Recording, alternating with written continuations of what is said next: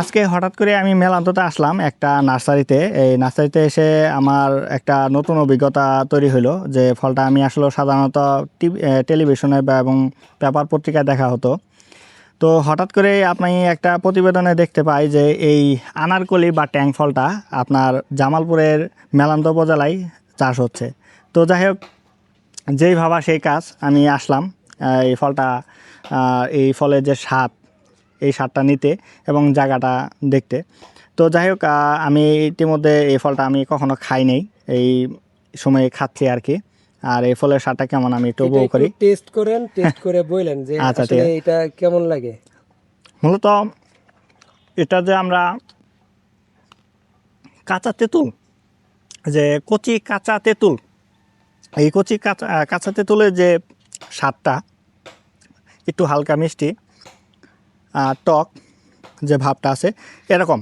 আর এটা যদি আপনার একটু স্বাদ করে খেতে চান তাহলে এটার আলাদা একটা রেসিপি আছে। রেসিপিটা হচ্ছে, আপনি যদি বিট লবণ আর পাশাপাশি মরিচের গুঁড়া একটু হালকা যদি মিষ্টি রাখতে চান বেশি, সেই ক্ষেত্রে আপনি একটু চিনি ব্যবহার করতে পারেন।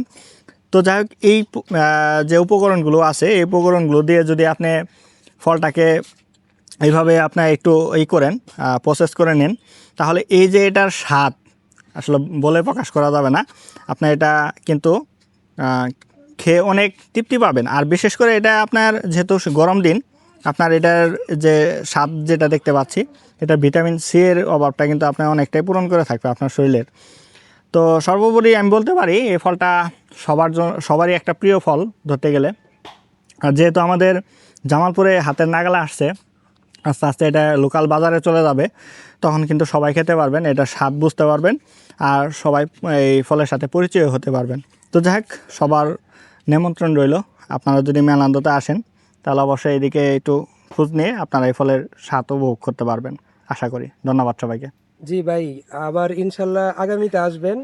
ইনশাল্লাহ। আর এই যে আপনারা যে ফলটা দেখতেছেন, হ্যাঁ, এটা কিন্তু তুলনামূলকভাবে সাইজ একটু ছোট আসছে। আসলে বাগানে এখন সর্বোচ্চ আমাদের এখানে 20% ফল আছে, বাগানে বেশি একটা ফল নাই। তো এটা হচ্ছে মোটামুটি ভালো সাইজ আসে। আর মানে এত পরিমাণ লোকজন আসতেছে, তো বাগানে যে পরিমাণ ফল ছিল এখন ধরতে গেলে ফলই নেই। এই যে দেখেন, এটার কিন্তু সাইজ ঠিক আছে।